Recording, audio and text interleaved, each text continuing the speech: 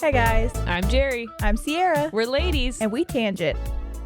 What's up, everyone? Hello. Did you do your homework? Did you? Did you go see Barbie? We did. We did. And it was sold out Yeah, on it a was. Wednesday On a evening Wednesday night. Yeah. in our small town. Oh my gosh. It was sold crazy. out. Crazy. Mhm. Also, if you didn't watch it, I'm so sorry. We are going to talk about it. There might It's be going to be spoilers. So I would just implore you to maybe put this to the side until you watch it. And then if you have you don't want to watch it at all, you can watch this anyways. Right. We'll That's what try I was to going do to our say best. is if you don't feel like watching it, or if you are someone who's like, I don't know, I've heard a lot of stuff about it, and I've heard you know, there's an agenda, and it's man hating, and it's this. I hope that maybe listening to this, that you'll be like, actually, I think maybe I could give it a chance. Yeah. So, Okay, let's go. Do you want to just dive right in? I don't. I want to tell you something. Yeah, warm me up. I take great issue with the lack of consent acknowledgement at hibachi restaurants. Yes, I agree with this. Yes, you've already got me on your side. Part of me feels like we've talked about this before, but if in That's the why I case, don't go anymore. in the case that we haven't, and even in the case that we have, I'm re-angry about it now because my children are involved, and I want to talk about it. I like that. As an introverted person, who has introverted children, hibachi restaurants, my worst nightmare. Oh yeah, And everybody wants to do it as like a fun I thing. get that it's fun because it is entertaining, Sure. and I think for young kids sometimes giving them like a show to watch while they're waiting for their food is beneficial. Totally, but However, they really don't let you say no sometimes, and it is. they literally were asking my son if he wanted to drink pee-pee. Yeah, I know. Yeah, because they squirted out of the. Yeah. Yes, they have this little thing. Yeah. This bottle with a toilet on the top. And there's like a baby, adult baby looking thing sitting on the toilet, and then they squirt it out. Comes out of. Yeah. And he kept asking my kids, "Do you want to drink pee? Yeah. You want to drink pee-pee?" is what he kept saying. And my kids go, "No." Yeah. And then he goes, "Just open your mouth. Just open your mouth." And my kids go, "No." Ollie literally looked at me and he goes, "I told him no. Why is he still asking me?" And I'm like, "I don't know, man. Yeah. I don't know." Yeah. I want to look at this is where I'm battling myself, because as their parent, I do feel like I should be like, he said no, that's enough. But then also I have this unhealed part of me that's like, I don't want to Make waves. make him feel uncomfortable or something, which like I shouldn't feel like that. But Right. I just want to be like, hey, how about throw another cucumber in my mouth? Well, here's the How about just make another fucking volcano out of onions? Yeah. Can you find something else to do other than requesting a toddler to drink pee from you? Weird. Weird. No, one time, they spray all the vegetables and stuff, and then he was cutting up broccoli and throwing it into people's mouths. Fine, except there was like soy sauce and shit on it. So it kept getting on people's clothes, and Noah said no 3 times, and then he said no, I don't want to do it. And Noah was probably 5 or 6 at this point, and the guy just throws hot broccoli off the grill covered in soy sauce at him, hits him in the shirt. He gets a stain on his shirt, and then he looks at me like, "Mom," because I, Are we throwing food now? Yeah. And I was like, "Hey, he said don't do that." Yes. And did I say it like that? No, I was like, "Hey, please don't do that again." And then my son started crying, and everyone at the hibachi place was like, "Oh, Noah, relax. Come on. It's not that. He's trying to have fun with you." And I was like, "What? But he's not having fun." And he said no. And he said no 3 times, and then you just threw food at his face. Yes. And they've done that with like sake and shit. Oh, it pisses. What if you're that first pissed of all, me off? no means no. What Yeah. if you're sober? What Yeah. if you're pregnant? Yes. What if like you just don't like it? Yeah. And you just squirt sake at me, and Yeah. I'm just like supposed to no. And please, it happened, like, I'm not exaggerating, 5 times that my son said no, and he kept saying, "Come on, open your mouth. You want to drink pee-pee." Yeah. I don't know how many times as an adult man you can say that sentence before it registers to you that that's fucking weird. Yeah, like, and stop doing that to 4-year-olds. It's not funny. It's not funny. And it was never funny. No. But it's certainly not funny after the 5th time. Yeah. Oh my God. I did catch the cucumbber in my mouth. Good. Was it a cucumber? Or was it a zucchini? Probably, because they definitely don't do cucumbers. Yes. Yes, it was a zucchini. What's the difference between a zucchini and a cucumber? There are 2 different vegetables, that's for sure. What's the difference between an enzyme and a hormone? Well, what the fuck? I didn't know I was getting a You can't hear an enzyme. Bitch. You son of a bitch. My builder told me that joke yesterday, and I was like, you know what? I like you. I'm signing whatever you say. You know how my brain, I just glitched there because I was like, what are we saying? Dude, I did the same thing. I knew it was a joke, but I still was like, all right, science. Let's see if I can figure this out. You threw it at me, so I didn't know it was a joke. Yes. That was good. I know. Good for you. But also, how dare you? Yes, but it was a zucchini. It was a zucchini. Okay, that makes sense. And I was telling... I was like, who's fucking putting cucumbers in their damn hibachi? I need someone to tell me, some horticulturist. Yeah. I need you to tell me what the difference between a zucchini and a cucumber is. I actually would love that. Thank you. Because can you make pickles out of both of them?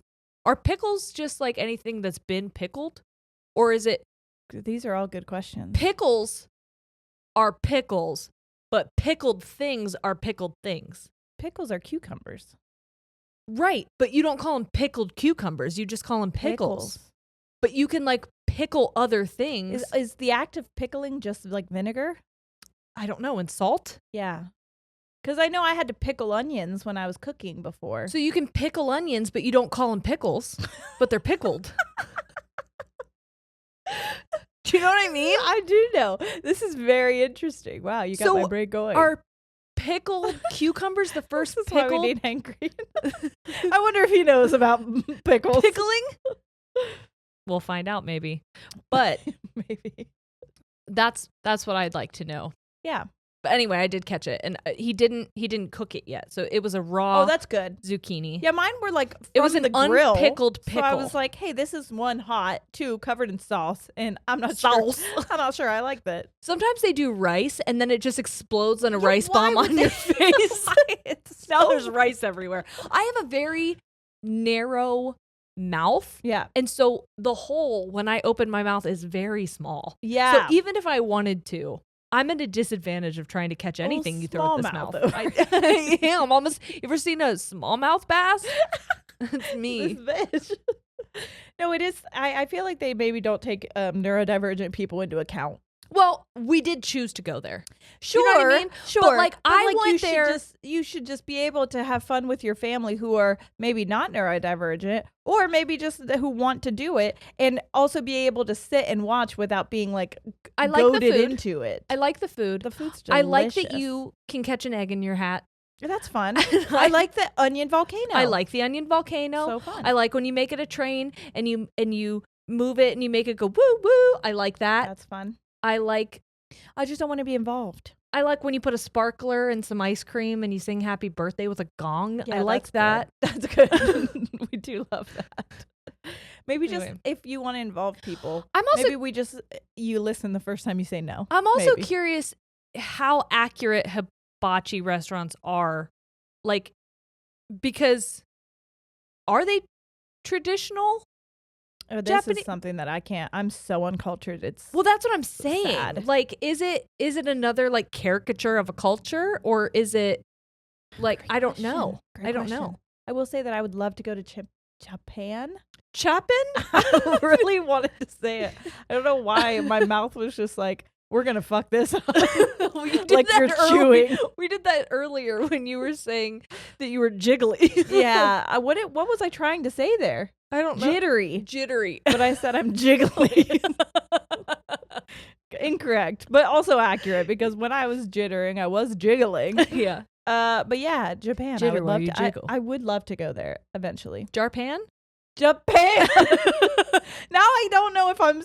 Okay, I can't do this. Well, also, I feel like I'm just saying everything incorrectly. This is giving that Rihanna thing. No, I'm hearing things incorrectly as well. Oh my God, it was really funny because I saw a news article about Rihanna and it said, hold on, what was the word? Eternal. He said eternally pregnant star Rihanna. And I was like, that seems rude. And then she goes, why are you doing Rihanna like that? And she shows me the picture. And I'm like, confused because what She's I wearing heard like a diamond style dress, by the way. Like the pattern is like a diamond pattern. So what I heard was turtly pregnant. Rihanna. Maybe because like the dress, it looks like a shell. And I was like, what the fuck are you saying to me right now? I said eternally, and she looked at me and she goes, turtly? Because I thought they were like trying to make a joke off of like a pun. Like totally pregnant, but because her dress looked like a turtle shell, they were like turtly pregnant. No, you said maybe it's because of the dress, and I go, I think it's because she's been pregnant for like 2 years straight. And you go, are turtles pregnant for a long time? That's when I go, lay eggs. They lay eggs. And I go, what the fuck are you saying right now? And then we understood that we did a eternally turtle thing, you know.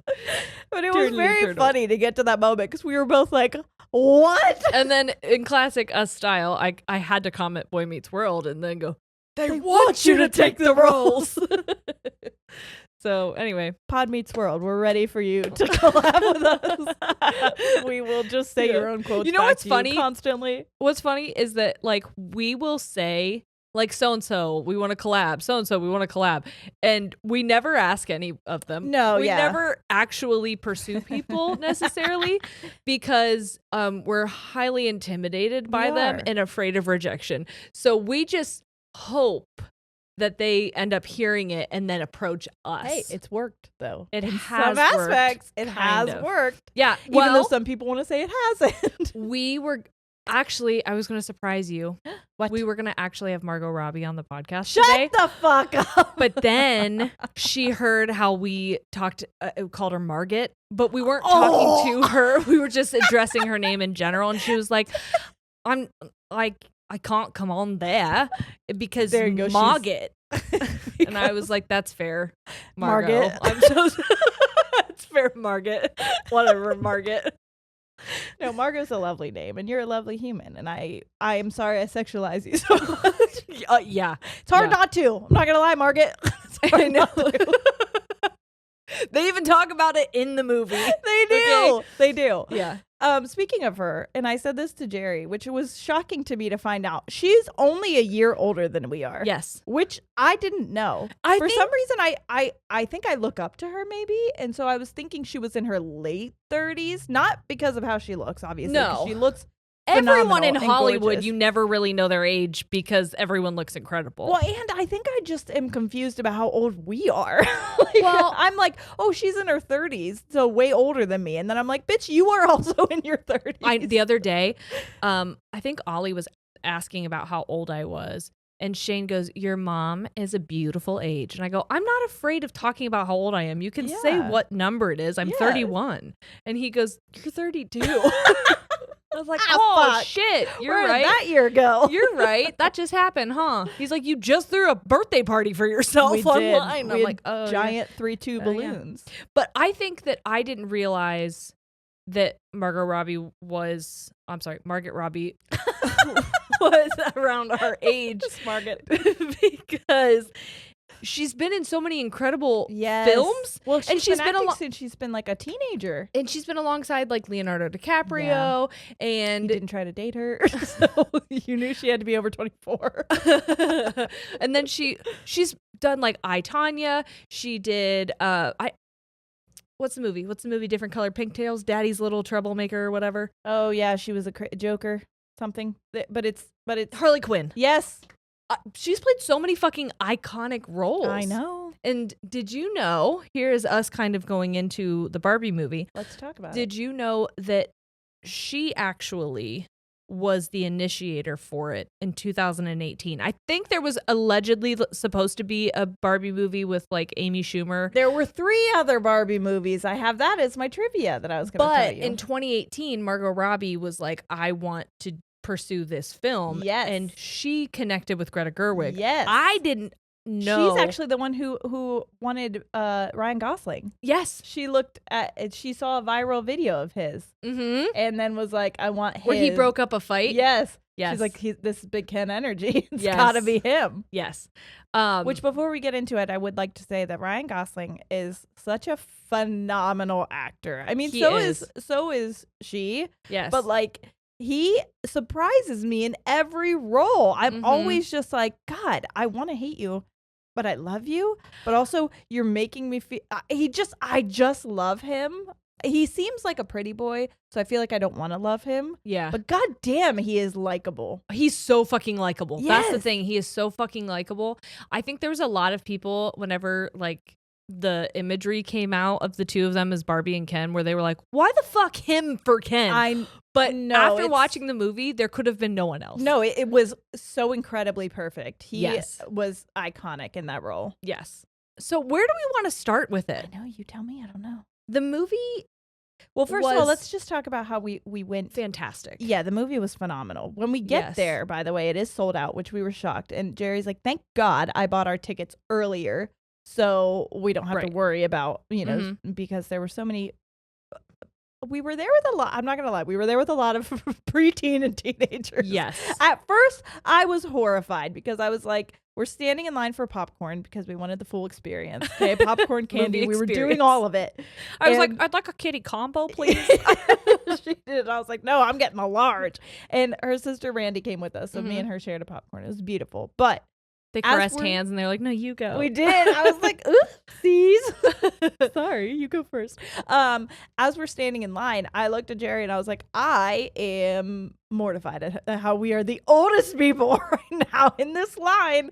And like, we were the oldest people in the line, but we were not the oldest people in the theater. So then we go into the theater, and first of all, we're sitting by three, like, I would say 50 to 60-year-old women. Yes. They were definitely my grandparents' age, probably. If maybe a little younger. Oh, I would say even older. You But like, think? and yeah, well, that just I don't know how old people are. Yeah. But yes, they could have been our parents grandmas. or grandparents. We'll just we're not say sure. that. I believe that they were probably grandma age. Grandparents to someone. Totally.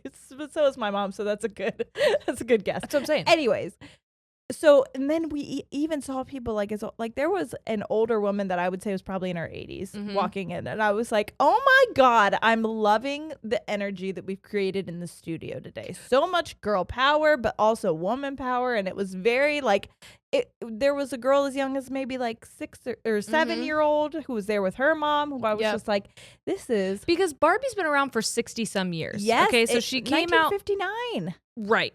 So there were like my mom was born in 64. Yes. So like our grandparents would have, and some of our parents would have seen Barbie like be born. Yes, the creation. First creation of Barbie. Yes. And I can't even imagine what it would have been like to have a doll, a woman doll, after baby dolls for so long. You know what I mean? That's kind of what they talk about in the beginning. So sorry, spoilers are gonna come at you now, but it's all gonna be spoiled after I'm this. sorry. So this is it. This is your. If you've not seen it and you don't want it ruined, we'll see you next Tuesday. Yes. Or after it becomes streamable. Yes. But we just really wanted to talk about this now because it was really awesome to see. But okay. In the beginning, they say like for the longest time, the only thing that young girls, like a toy marketed towards them, were baby dolls. So it was like you were playing mother, you had to like, which is fine. I mean, whatever. There's nothing wrong with that. But we, like, young girls never had like an older woman doll to play with. Right. They never were able to play with something where they saw themselves outside of the home, where they were a mothering role, where they were not just a caregiver, where they could be something else. And when you're a kid, you do have an imagination. Yeah. But you really can't imagine something that you've not seen before. Yes. So it's hard to place yourself, especially like when women at the time Barbie came out couldn't own credit cards. Yes. I don't know if they could have their own bank accounts, but they definitely couldn't get loans without their husband. When did women get the right to vote? I want to say the 40s. I want to say it might have been the 60s though. Do we want to guess? Yeah. I'm going to say, well, because the 40s was World War II. I'm going to say 58. Okay. Did you already see the number? No. I haven't even typed it in. I'm typing it now. I'm going to say women's suffrage movement. I'm trying to picture it in a history book. I don't know. 61. Oh, we were so wrong. When is it? 20s? 20s. It's the 20s. Of course it is. But I feel like there were. What am I thinking of then? Well, black women couldn't vote in the 20s. That might have been. Yeah. I think probably just like you were saying, where it's sure you had the quote unquote right to vote, but you couldn't do anything really without your husband's permission or like owning a bank account and things like that. Right. 1965 was what? The Voting Rights Act that all African Americans were granted the full right to vote. Okay, so maybe that's what. Yeah. So yes. Okay, so I think it's important to say like, oh, women got the right to vote in the 20s. Not all women. No, not all of them. So yeah, that is important. That is important to say, because even with Barbie coming out, and being this adult woman doll who could be anything, that was now telling little girls that like there's endless options for what you can do when you grow up. It didn't look like everybody. No, exactly. So it was blonde and petite and, structured a certain way. And that's when we get into this more. I know that Barbie, at least when we were growing up in the 90s and the 80s and all of that, I don't know, it could have been earlier, but I know that they went through a real feminist movement where they were like, women can be everything. Well, that was the point of it. That's why it was started. Yes. We're going to make Dr. Barbie and President Barbie and all of the things that like women couldn't see themselves in. They could see it in a Barbie and play with it and imagine, right? Yes. And so for a long time there was a really, I want to say the word paradoxical. Is that right? That is but a there word. Was like a paradox of paradoxical what? I'm trying to think of it. I want to really sound smart here. Seemingly absurd or self-contradictory is what paradoxical is.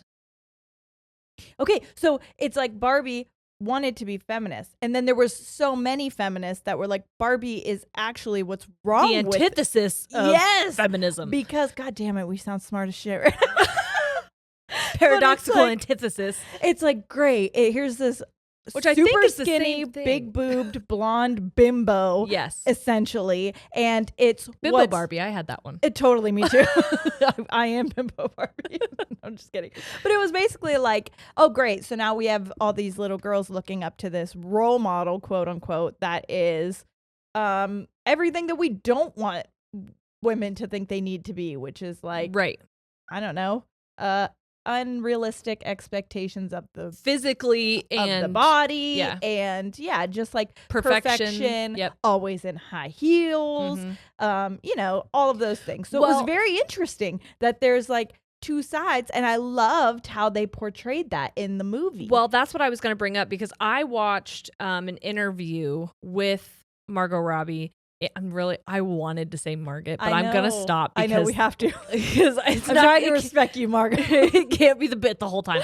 But I watched an interview with Margot Robbie and Greta Gerwig, and it was from. I don't want to say trying to respect you. We do respect it. That came out wrong, and I apologize. It's ABC News In Depth 7:30 is what like the video was. I don't know who it's a video I found on YouTube.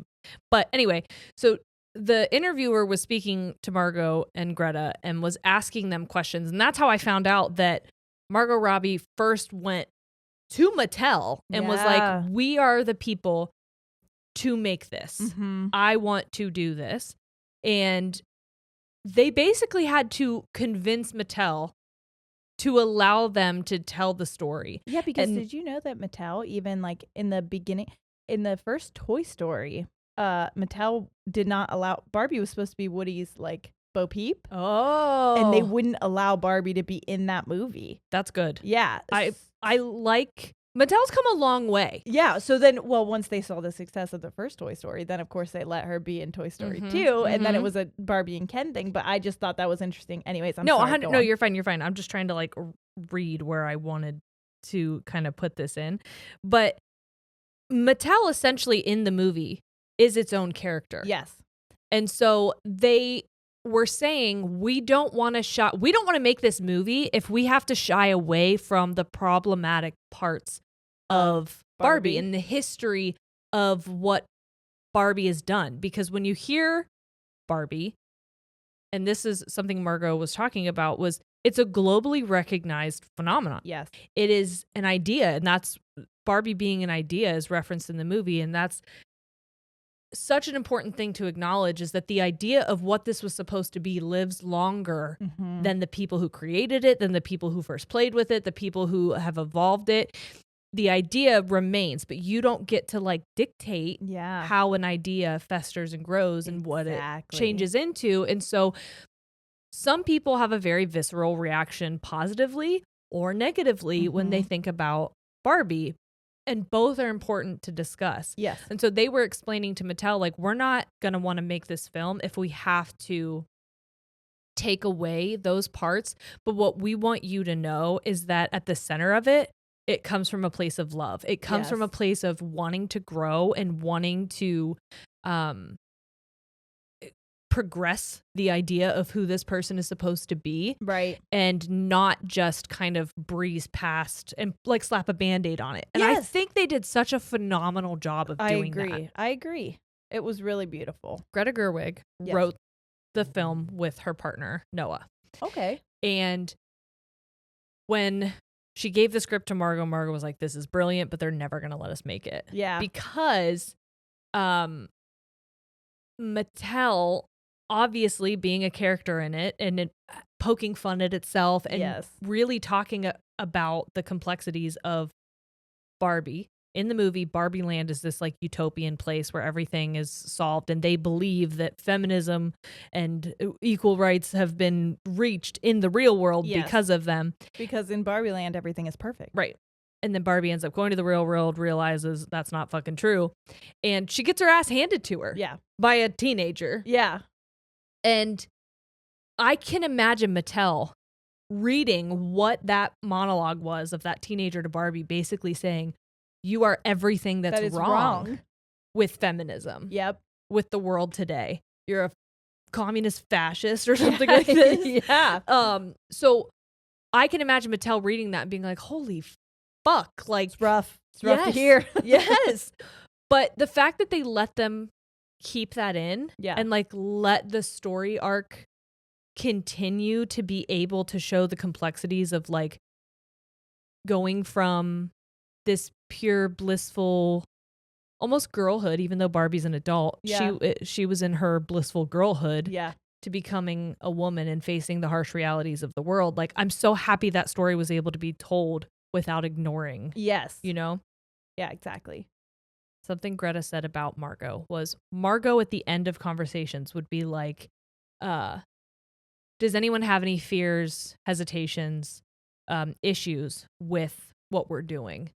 That she said she would run face first into the issue, basically to force people to come out with it. Okay. She said that they had so many issues with the script. Really? So many issues. That like basically the entirety of the script they were afraid of. Really? This is Mattel or wow. So interesting. What they said is they actually think it worked in their benefit for them to be afraid of so many things because they're like, if you're fighting 3 battles, you're going to lose all 3 battles. She goes, but with all of it being something they're afraid of, it's kind of like address it, but push forward and move on. Yeah. And then eventually she said that they just got desensitized to the scary things.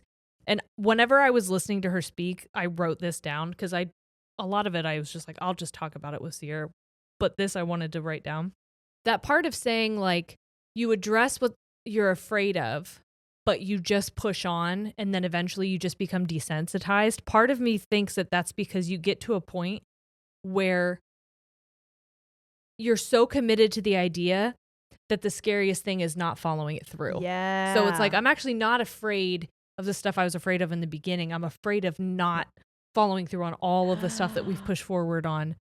And that's how I feel about the podcast. Yes. I was just going to say that. Yes. I was just going to say that. Right. And so when people say that we've changed, I agree. Yeah. Because at this point, it's like the words, the criticism, the everything, the heat that we get is not the scariest thing. At one point, it was. It was absolutely something that would have made me crumble and quit. And at this point, it's like, no, all that scares me anymore is it's not.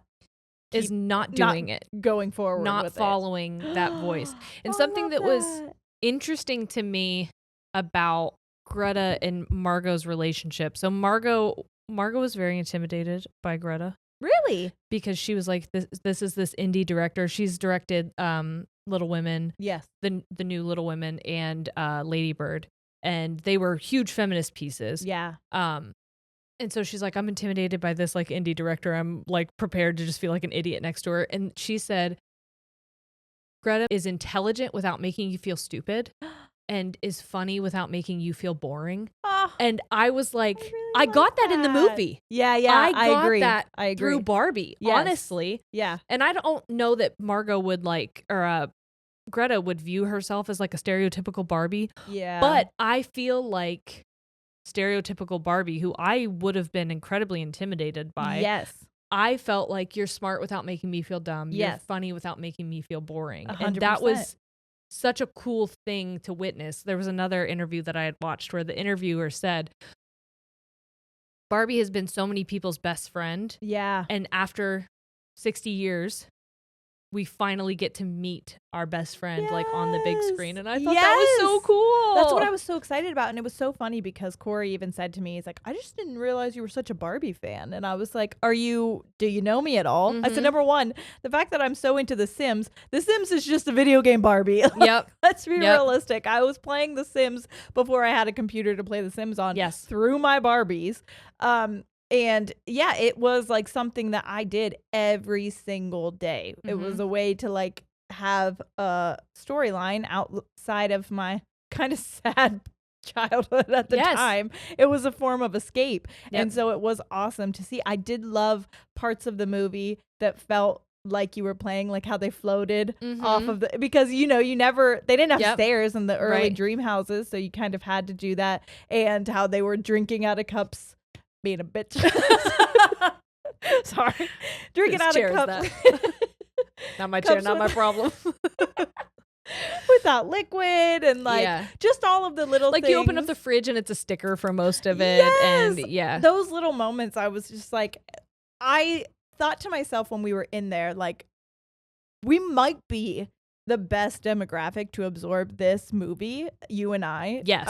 Because we could relate to playing with the Barbies. We could relate to the mother in the movie. We could relate to the teenager in the movie. Yes. There were so many, like, we understood the patriarchy and feminist things that were being said and talked about, while also being able to enjoy the nostalgia of playing with the Barbie. And I was just like, God damn, I'm so fucking happy that I saw this, because I was thinking, is this a kid's movie? Is this going to be cheesy? Yeah. And it was so not that, but I loved. What I loved about it was that it felt like a very approachable way to address a very unapproachable issue. I mean, you can tell that it's unapproachable because there's so much backlash already happening, and I feel like the funny thing to me is backlash is a fear-mongering thing. It has to be, because everything they said in the movie, I'm like, well, this is not a new fucking concept that they're saying, that they're explaining. It's something that I'm like, when I heard that Ben Shapiro was lighting, Shmen Shapiro. Yeah. Oh, he's going to get mad at me. When I heard he was lighting Barbie dolls on fire. That is a fact. He did do that. He really did that. Like, and I'm thinking, what could they have possibly said to make it to elicit that such an unhinged fucking response? You went either and took toys from a child and lit them on fire, or you purchased children's toys and lit them on fire, and you recorded yourself doing it. Yep, and put it online. You did that. No. So I'm like, this has to be super, like, I hate men. And it wasn't. No. There was okay, so to address that, I know at one point he said, all the men in the show are either like bimbo type, like himbos. Stupid himbos. I fucking love a himbo, first of all.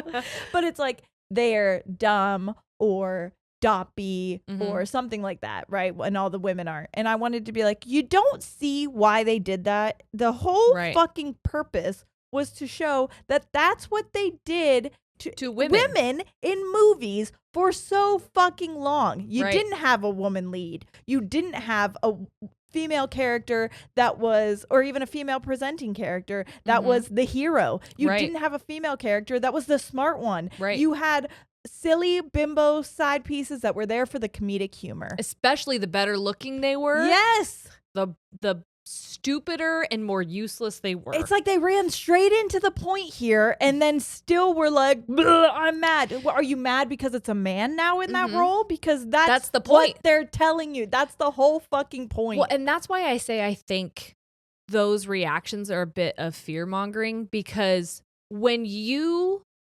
jump the gun and you make claims about something, that it's weird that kind of goes along with like our 200th episode. Yeah. But when you make an overarching claim about something before people have the opportunity to consume it themselves, then you have a power to dictate someone's filter. Yes. That they're now going to consume it through. If they choose to do it at all. Yes. So I think it's a tactic for someone who knows that they got. Yeah. And it's more so like, I can't have you watch this because then you're going to see. And I can't have you see. Yes. I don't want you to even question this, because then a conversation could be had. And if a conversation is had, then we might have progress. And if there's progress for you, that means less for me for some reason. For some reason. Well, and I was going to tell you too that Mattel, if you talk to them or if you view anything they've said about the movie, they do not say it's a feminist movie. Really? But what was funny is Greta was like, it's definitely a feminist movie. Yeah, 100%. It's definitely a feminist movie. And Margot and made a feminism point. isn't a bad thing. Well, Holy and that's shit. what I was going to say. Margot made a point. It's so funny to me that there's still people that are like, I don't exactly consider myself a feminist. You don't think women should have equal rights, because that's two men. Two men. Yes. That's what we're saying. That's what feminism is. So, and that's why Margot was like, at the beginning of the movie, Barbie Land is almost the opposite of patriarchy. It's a matriarchy.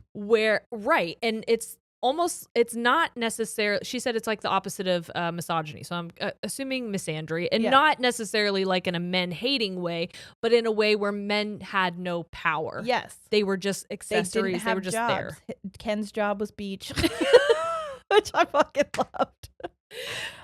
He's like, it's not lifeguard, it's just beach. And that is, I mean, when Ken came out as a Barbie accessory, that's what he was. He was accessory to Barbie. Right. You didn't get a Ken unless you had a Barbie, usually. Yep. And he never really had he wasn't Dr. Ken normally. Nope. He was just like Barbie's sidekick Ken, which I love. Which, cool. Yeah. But again, it was because like that was different. That wasn't something that wasn't the world had. And so it wasn't something that was putting them down necessarily as like they've had power. It was to show that Barbie could exist without Ken. Yes.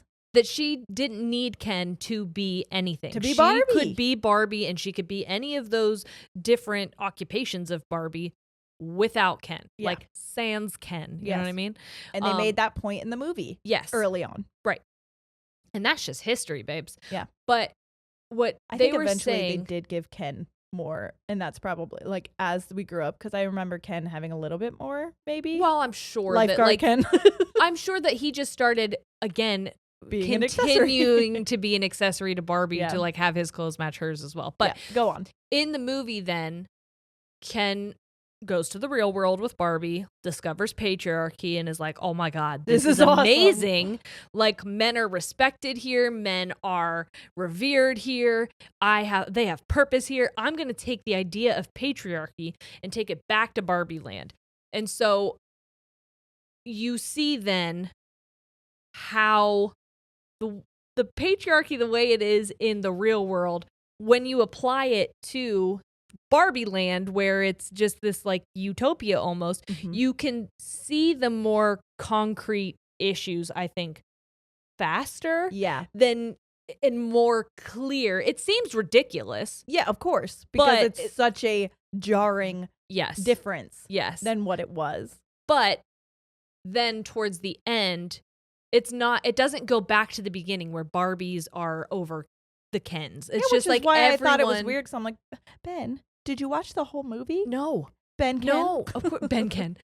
But that's what I'm saying. Because is like, he had to get mad immediately about everything. What Margot was saying is like feminism, people hear it and they automatically assume that means anti-man. And that's not what it means at all. Well, that's because that's what they've turned it into. Right.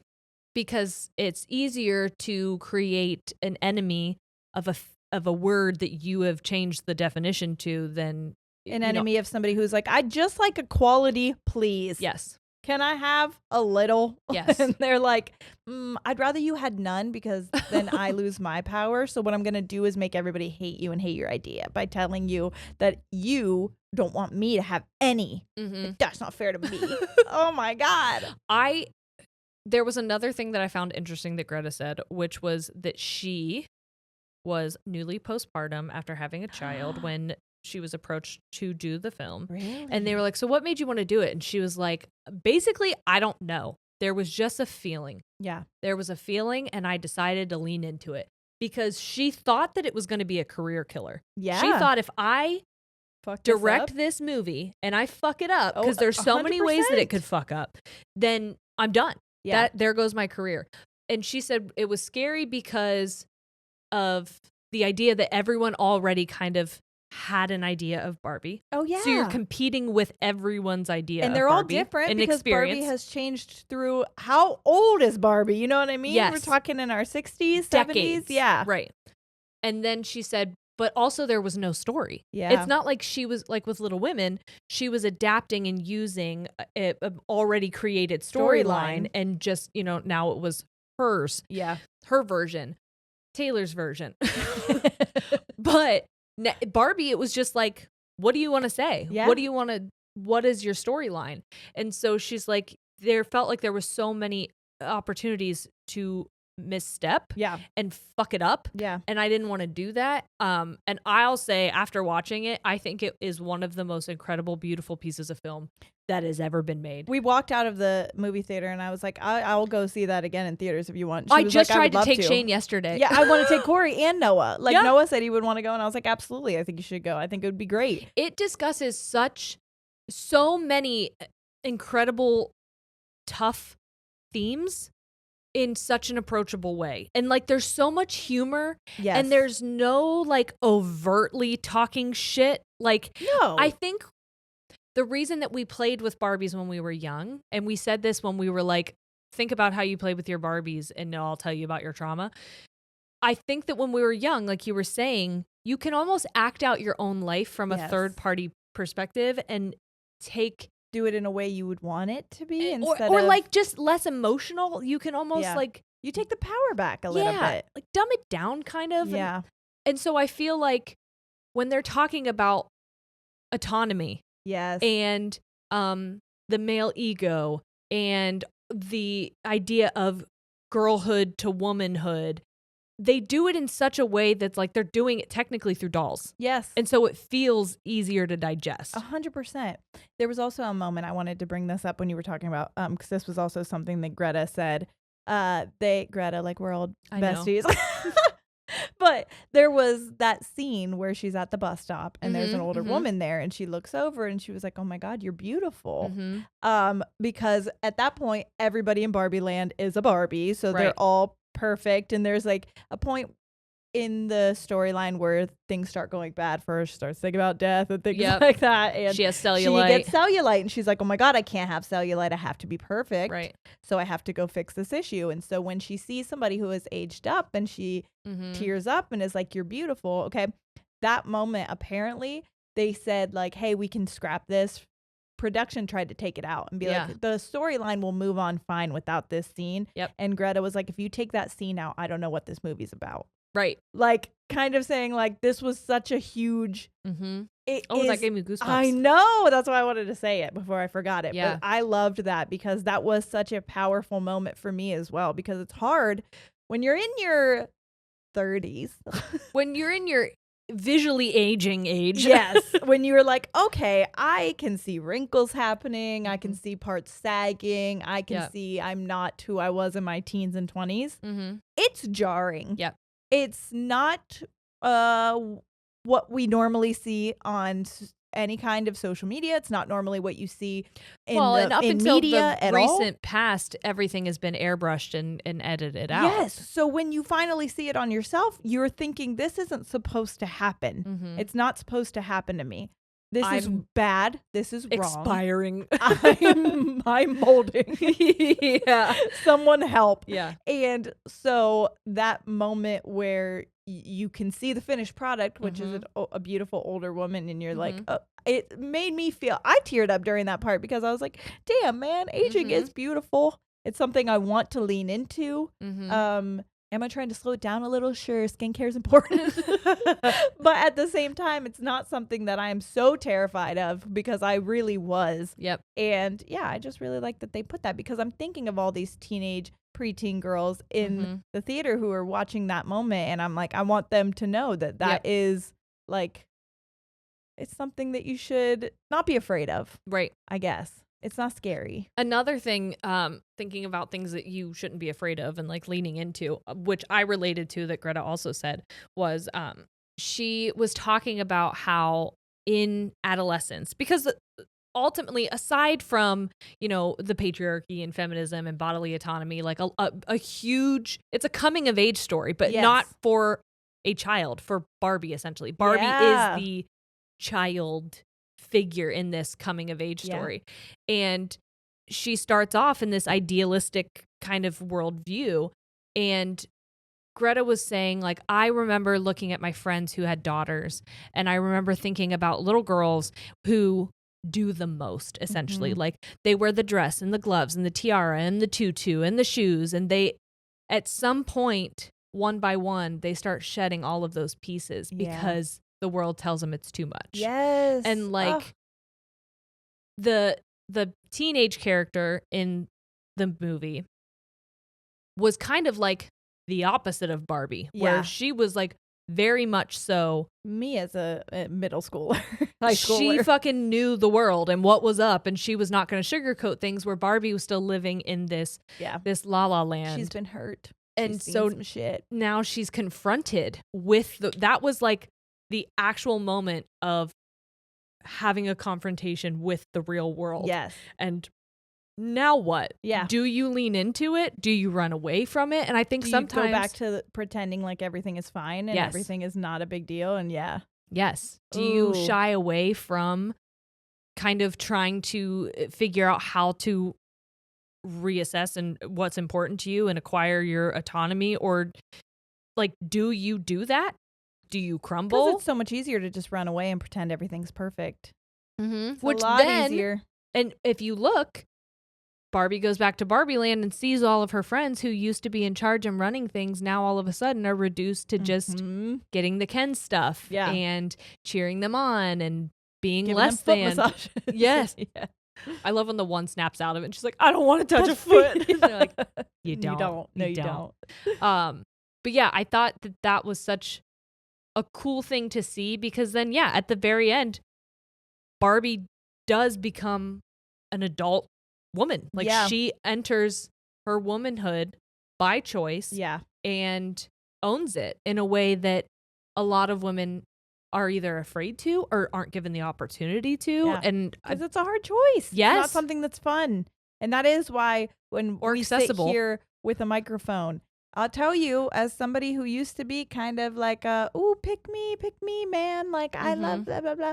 It was easier to be that way because people like you better when you don't talk out, when you don't speak about feminism. Agreeable. When you're small and agreeable and just like, don't worry about me. I'll do whatever you say. He, just want you just to like happy me. To be here. Yeah. But then because it makes them uncomfortable.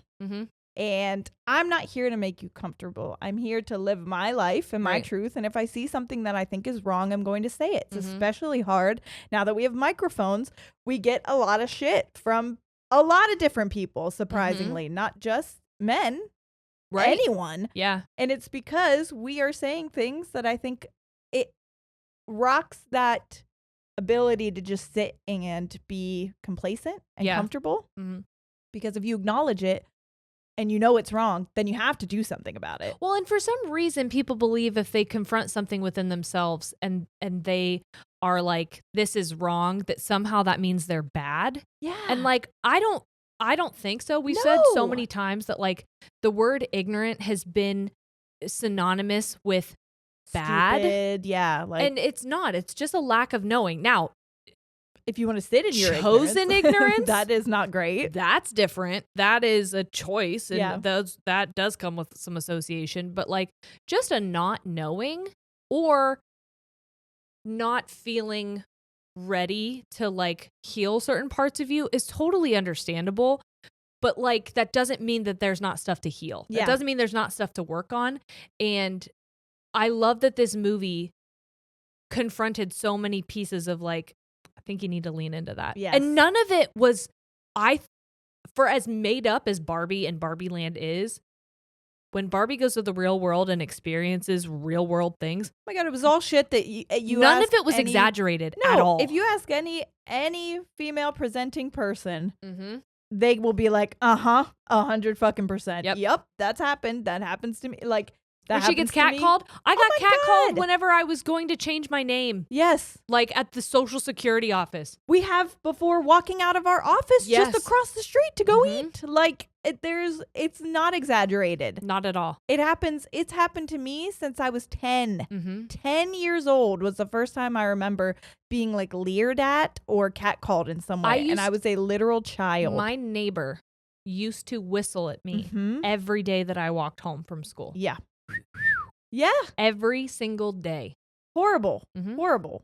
So this is not something that we're making up or exaggerating, like you said. That's why when I was thinking, I was almost going into it with that filter because of all the negativity. And I'm like, this has to be so over exaggerated. Yes. And it's like, this is just reality. I'm sorry, people who don't experience it every day. But for a majority of us, it is something we experience every day. And I think that's why it was so... Not every day, but often enough for it to be a fucking problem. It was brilliant to confront, sexism with Barbie. Yeah. Because she's a fucking idea. Yes. She's a doll. And in her world, if there is one that she lives in, very Buddy the Elf adjacent. Yes.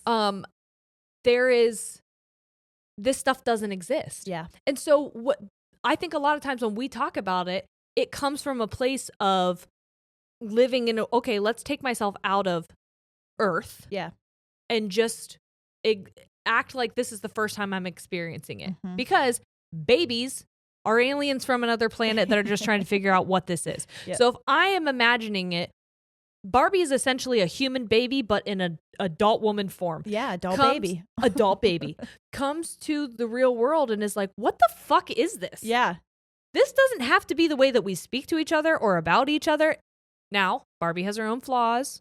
Barbie has issues in Barbie Land as well. It's not like she represents perfection and comes in. But I think that it was important to acknowledge, they've got issues here, but also I'm going to acknowledge that there's some real fucking issues in the real world. Yeah. And why is it happening like this? Because it doesn't have to. Exactly. And I think it prompts you to ask yourself the same fucking question. Why is it happening like this? Right. And what do we have to do? And why am I complacent with it? Yeah. Yeah. Yeah. And it was a real good, it showed that you need a team effort. Yes. Because it can't just be one of us. I think that there was a quote about that. I can't remember what it is now, but it was something like, it can't just be one person. It can't just, it has to be. One of us is not going to save the entirety of it. And you can't expect that, but it has to be registered first, has to be on our radar. We have to be able to all agree that it is something real that's happening to us, because it is. Right. And then hopefully bringing awareness to it. Yep. Will be the first step to fixing it. I love that the one thing I will say was like exaggerative, and it had nothing to do with the real world, but it was the Kens. Yeah. And how everything with them was like almost to like a hyperbolic level. Oh yeah. Where it was just super so exaggerated fucking masculinity. Yeah. It was so fucking comical, but in those moments, it's almost like, okay, yeah, that's funny and it seems absurd, but boil it down. Yeah. And it does exist in that way.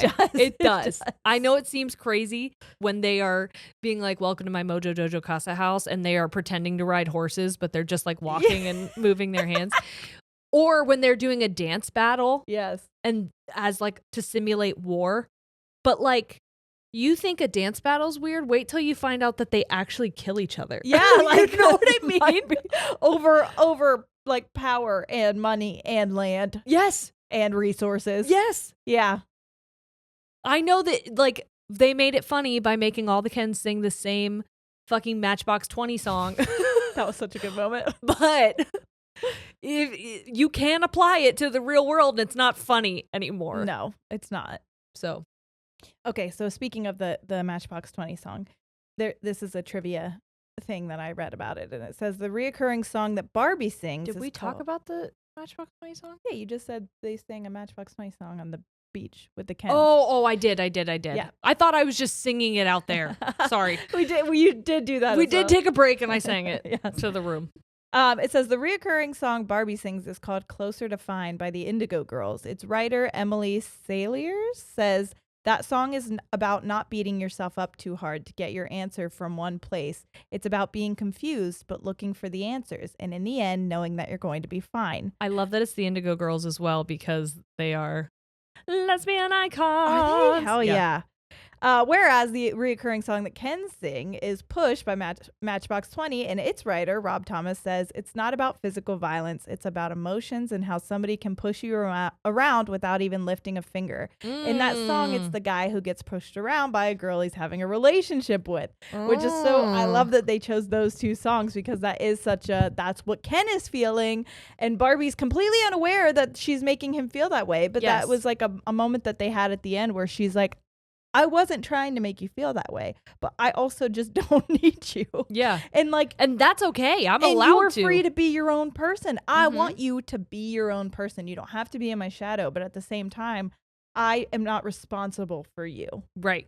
And I love how Barbie spoke to Ken throughout the whole movie. Like in the beginning where she was like, you can go now. Bye. Yeah, that's just a way that I've always wanted to be able to have that reassurance. I remember thinking like, I wish I could talk to someone that way without being afraid of them. Without being afraid of being called a bitch too. Without being afraid of physical violence after. No, honestly, that part. So yeah, there's so many valid fears of actually speaking to someone in a completely justifiable way of saying, I don't want you here anymore. Yeah.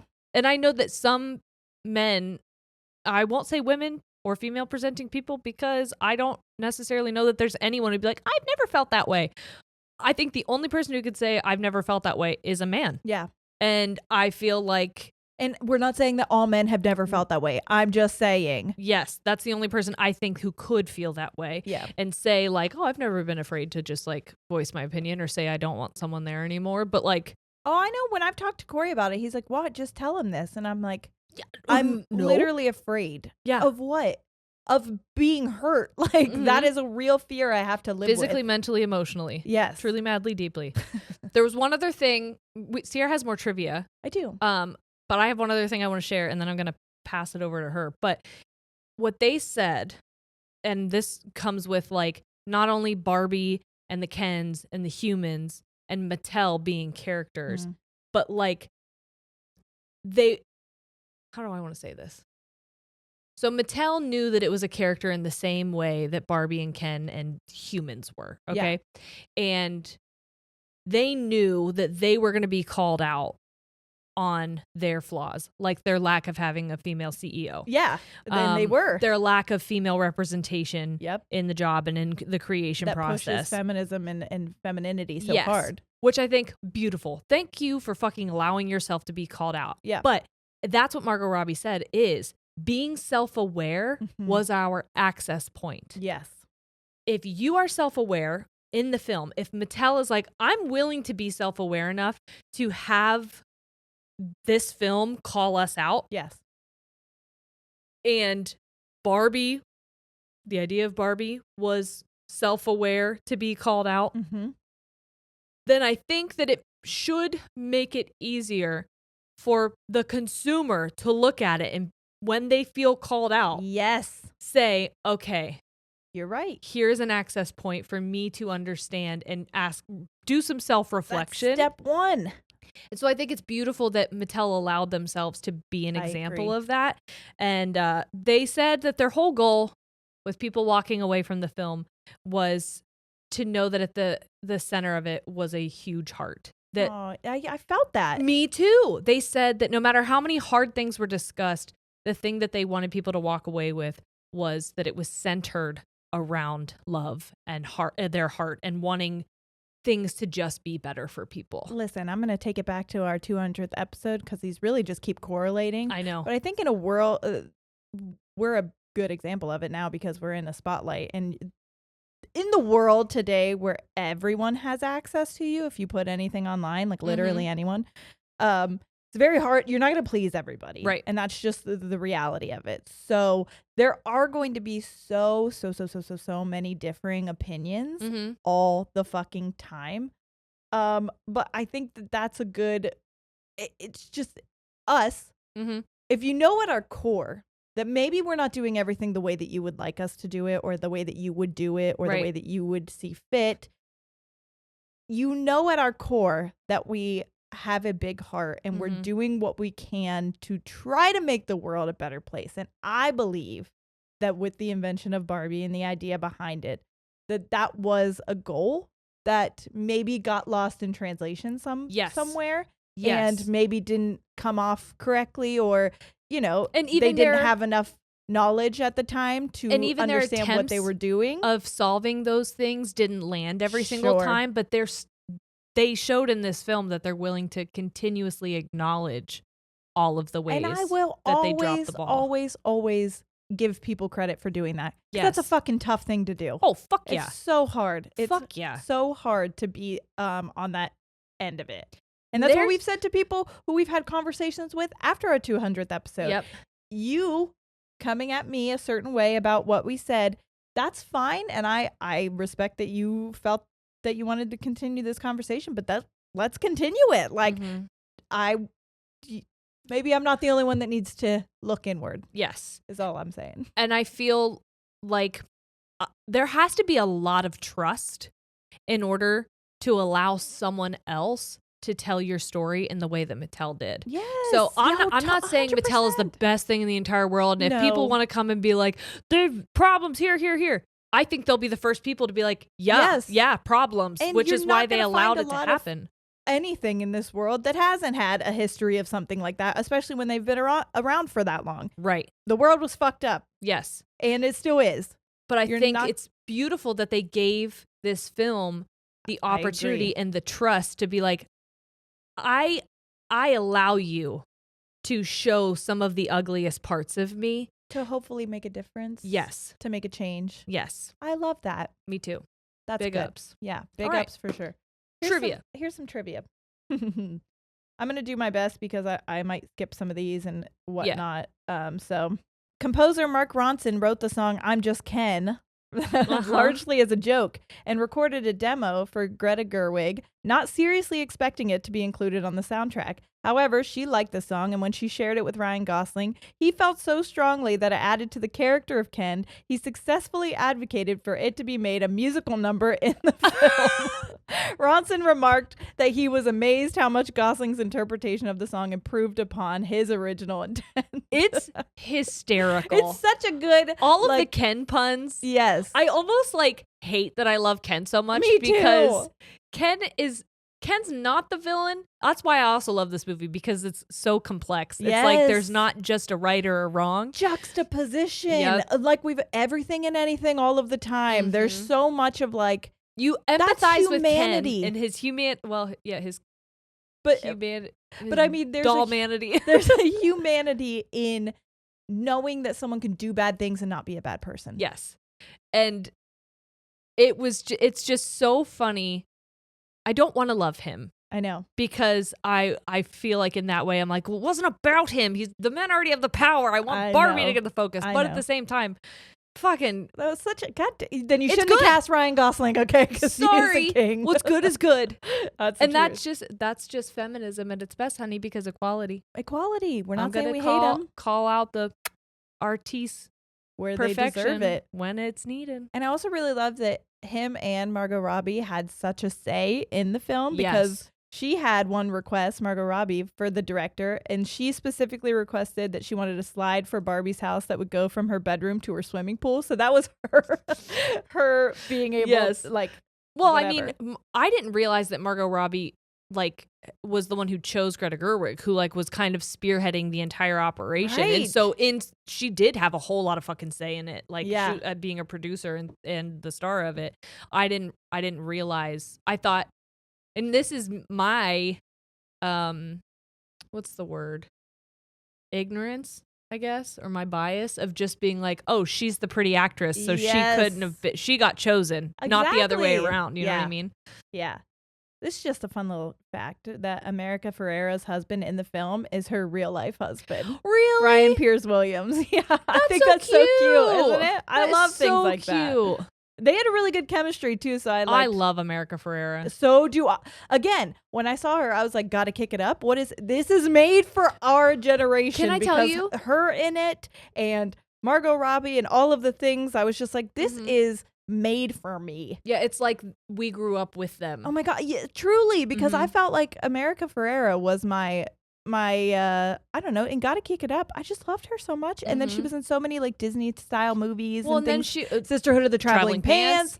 Such good roles. And so when I saw her, instantly I felt like comforted. Like, oh my God, I'm so glad you're in this. America Ferrera said something in an interview. First of all, she has one of the most iconic monologues of all time. 100%. I will say, like, we were in the crux of the movie. We were in a packed fucking theater. Crux the word? I think so. I'm thinking Horcrux because I'm a Harry Potter. I gotta look up crux. Go ahead. That sounds right. We were in a completely packed theater with fucking teenagers and preteens. Okay, so think they were clapping a lot. They were cheering. I was like, good for you. You're having fun at the movie.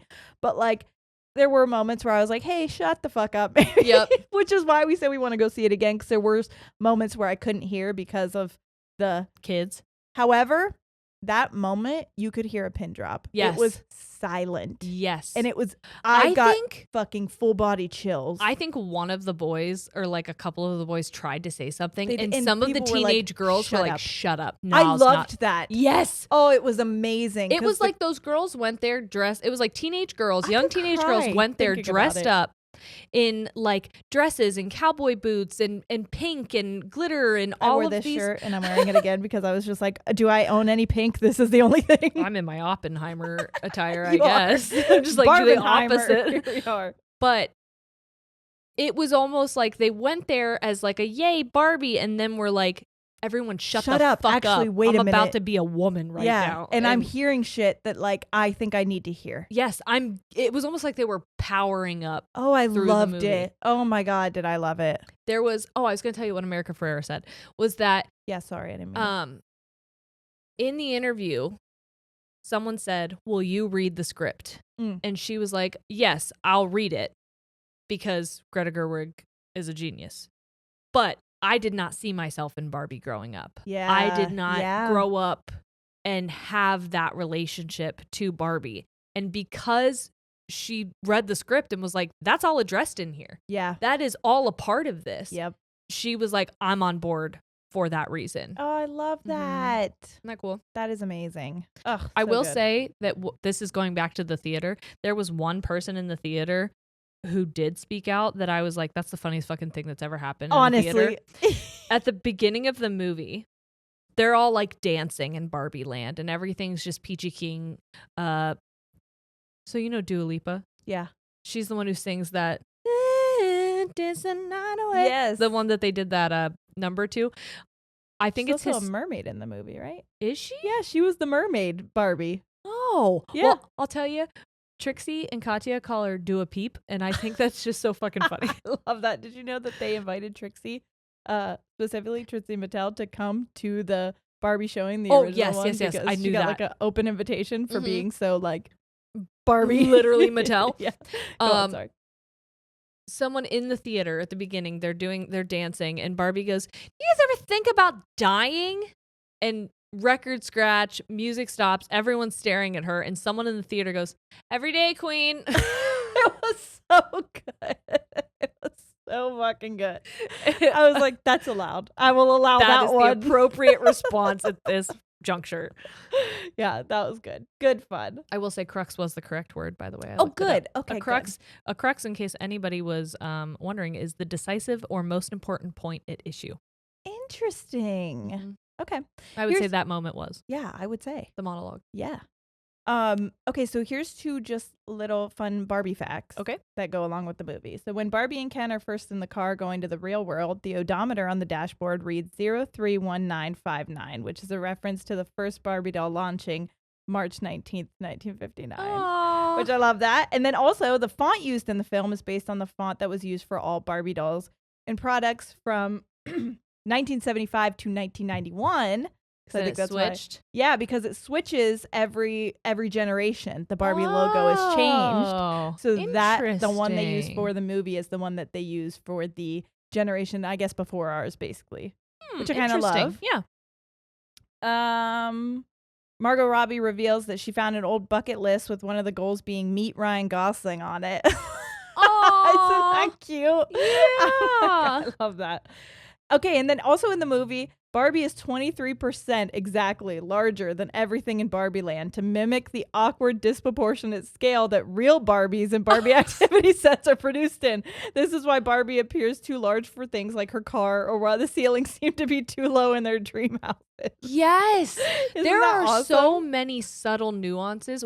Someone pointed out as well that when Ken goes to the real world, he is wearing a black and white like cowboy outfit with a pink tie. Yes. And then the CEO of Mattel, Will Ferrell's character, is wearing a black and white suit with a pink tie. Oh, yeah. It's so good. Little things like that get me so excited. It's why this might be the neurodivergence in me, but every time I watch a movie, I go and get on IMDb and look at these trivia facts because I'm just like, little things like that make me so... Color schemes in movies, like where they use...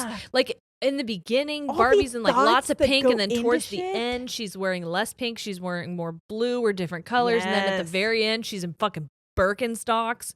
Like it's so fucking good to show like the evolution of everyone and everything. And did you know in the beginning parts of the movie when they were doing like the trial scenes, I guess they were originally going to have all the hands stay the way like Barbie hands essentially is what it is, but it didn't translate well on camera and it was awkward, and it was hard for the cast to do. However, Kate McKinnon, who plays Weird Barbie, was the best at it. They said, I wanted to touch on Weird Barbie. We fucking have I literally was about to touch on Weird Barbie as Go soon as you were done. Listen, Weird Barbie was the best. Weird Barbie gets introduced and I went, oh, that's because and I leaned over and I go, I'm Weird Barbie, huh? Because I was like, I dressed up in pink, and Randy was Midge because she's pregnant Barbie, and Jerry's like, I didn't dress up, I just came like from the house or whatever, and she leans over and she goes, oh, I'm Weird Barbie, because it's Weird Barbie got played with too hard, her hair got cut, and she's always in the splits, and I was like, oh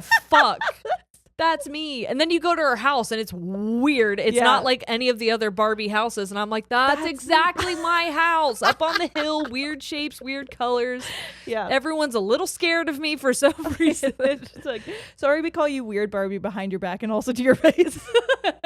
The movie is so funny. Kate McKinnon was perfect for that. Again, couldn't have cast a better person for that role. 100%. That was amazing. Something else that's like really cool is that I loved hearing both, I think it was Margot Robbie who was saying it was like calling it a feminist film takes away from like all of the other parts of it because people automatically get some kind of a vision. She goes, but also calling it a comedy. It is a comedy technically. She's like, but calling it a comedy also takes away from the heart of it and like the emotional intelligence of it, and like so if you haven't seen it just had it all. Just go see it. I was really skeptical. I really was. I was fully prepared to be like, what the fuck? Me too, because a couple things that I read, people were like, what the fuck was that? That was not what I was expecting. And I think it's because they expected it to just be fluff. Yeah. And I'm glad it didn't. They really included so much history of Barbie. Yes. And because it's been around for so fucking long, to be able to pack so much authenticity and history in it while also telling a full, complete story without it feeling disconnected is just brava. Yeah, loved it. We're now film see it critics. Again. Yep. So if you want us to critique your film, pay us or something. Send it. I don't know. Send it. Just full send. Yeah. Yeah. I loved it. Do you want more? I could give you more, but we don't have to. I think we're good. I think we got it. I think that was pretty much all the real fun ones. Some of them were a little deeper. Let us know if you did see it, what you thought of it, or like your favorite quotes, your favorite characters. Have a conversation. I loved all the Kens had the same name. I love all the Barbies had the same name. So good. They're all just the same person. Barbie. Hi Barbie. Hi Barbie. Hi Ken. Barbie. Hi Barbie. John Cena was a merman. Yeah. So good. So hysterical. Anyway, thanks so much for everyone who suggested us to talk about the Barbie movie. We love talking about movies. We think it's more than entertainment is more than just entertainment. Yeah. There's deeper meaning to things like that, and being able to like highlight those things with your friends, I think is really cool. Yeah. But yeah, go see it if you haven't, and if you had, let us know what you thought. And that's it. We love you so much. We'll see you next week. All right. We're out. Goodbye.